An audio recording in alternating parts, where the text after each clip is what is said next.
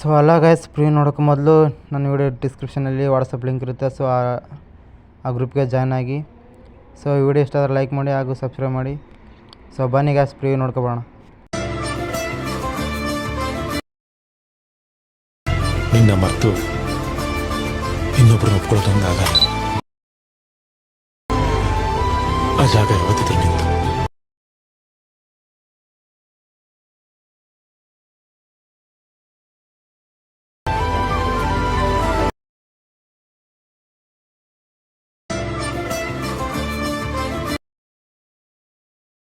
ನಿನ್ನ ಮರೆತು ಇನ್ನೊಬ್ಬರನ್ನ ಒಪ್ಕೊಳ್ಳೋದಂಗಾಗಲ್ಲ.